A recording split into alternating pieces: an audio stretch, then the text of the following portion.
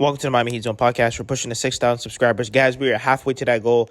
Make sure that you guys hit that subscribe button, and thank you for all the support. So per Windhorst, this is not about the Lakers, not really about LeBron. It's about the Mavs and Luka Doncic. One of the biggest, most stunning trades in the history of the league. My phone exploded. Basically a rebuke of Doncic. Mavs saying they don't think they can win with him. Defense, condition, and his ability to focus at the biggest moments. Luka was locked into Mavs, and it's the Mavs who are pulling the plug. Only one bidder as far as we know. They didn't even get the entire package from the Lakers. Lakers are still holding a first-round pick. LeBron has dreamed of this. So he was saying that LeBron James has dreamed of playing with Luka. I think that Luka is LeBron James' replacement. I honestly think that, LeBron James, he's going to position himself to go play with the Golden State Warriors. He's also wanted to play with Stephen Curry. He's good friends with Draymond Green. I think that's his next spot. There's no way that Luka and LeBron James are going to be on the same team going forward. I just don't see them really fitting when they both need the ball. And they're the same player in a sense. But let's listen to the video. About the Lakers, it's not really about LeBron. This is about the Dallas Mavericks and Luka Doncic. This move, in the moment here, believe is one of the most stunning trades, one of the biggest and most stunning trades in the history of the league. And obviously, because it is involving a legacy franchise and a legacy player like the Lakers and LeBron, we're going to tend to focus on that. But that's not where the fascinating part is here, is my phone has exploded with agents and executives and players and all people with the game. The focus in the league is the Dallas Mavericks' decision to trade Luka Doncic here. This is basically a rebuke of him. This is them saying that they don't think they can win with him. They're worried about the kind of defense he plays. They're worried about the kind of way he keeps himself in condition. They're worried, obviously, about his ability to focus at the biggest moments. As you know, Phil, I have felt this way about Luka before, but I have always felt he would get past it. I would felt that there would be part of his story. He is 25 years old and he has already qualified for the Supermax, which he was eligible to sign this year.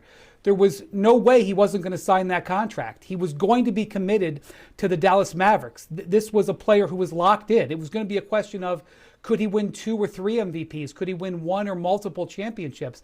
And it was the Dallas Mavericks who are pulling the plug on that. And not only that, they are not auctioning him off. They are not letting the league know, come to us with your highest bid. This was a pocket deal. This was like a $1 billion mansion changing hands where there was only one bidder as far as we know. And not only that, they didn't even get the entire package from the Lakers. Yes, they got Anthony Davis. They didn't get Austin Reeves. They only got one of the 2 first-round picks. The Lakers are still holding a first-round pick. How can you trade Luka Doncic and not have the second first-round pick? I mean, that's a minor footnote. Okay, now let me switch over to the Lakers, because the Mavericks side of this is the far, far more fascinating move. Far, far, far more fascinating move. But okay, switch to the Lakers. LeBron has dreamed about playing with Luka Doncic for years. This is something he never thought, but he badly, badly wanted. When Luka was deciding where he was going to go within Nike, LeBron pressed him very hard to come to his shoe brand within Nike. He ended up going with the Jordan brand, but he was trying to recruit him then. He saw a vision of the two of them playing together. A couple of years ago, Kyrie Irving tried to get LeBron to figure out a way to get to Dallas. And LeBron said, no, Kyrie, come to LA. But, the reason that Kyrie wanted to think to see if that was possible when LeBron was a free agent was because he knew that the Luka-LeBron connection was there. So I'd have to think about it and see them play together. But this, while LeBron is losing a teammate that he's won a championship with, and I'm sure when he was brought with this, he was in shock. I haven't spoken to him or heard from him, but I have to assume that he will have a lot of excitement because he has dreamed. I know that there's a temptation to focus on the Lakers here because they potentially just acquired the next great Laker, and it's an amazing story when you look at the history of their franchise. But the story of the moment and what my phone is filling up with is the reaction to the Dallas Mavericks making this move. I had an all-star, current NBA all-star text me and say, do you know how much the Mavericks must hate Luka? I mean, this is what they're talking about in the league. I've had, veteran coaches text me and say, They can't believe they saw this. They just have never seen anything like this. And Luka is 25 years old, okay? He is under contract for several more years, and this summer he is already eligible for a Supermax. I find it completely unbelievable that he would not sign that contract. This was not done because the Mavericks didn't think Luka wanted to be there. Even if he didn't sign that contract, you would have a whole year to figure it out. This was done because the Mavericks didn't think that going forward with Luka was best for their franchise. Think about that statement. A 25-year-old who's been first-team All-NBA the last 5 years and carried them to the finals a few months ago.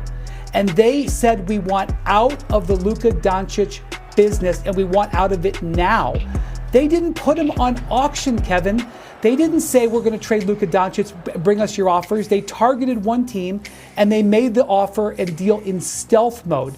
This is just shocking. And I will say this.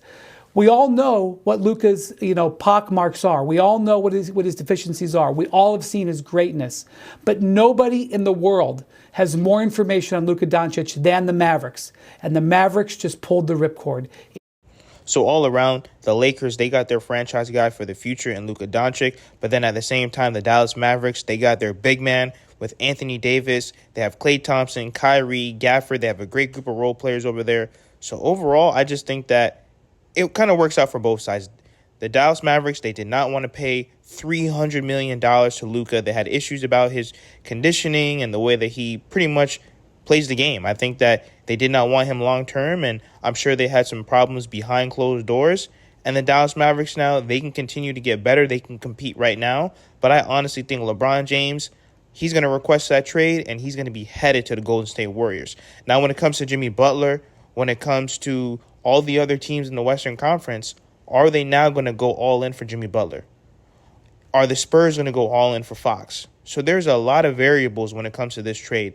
This is going to put pressure on the other Western Conference teams to make moves and make moves now, and they're going to be willing to go all in. Let me know what you guys think in the comments. Hit that subscribe button, and thank you for all the support.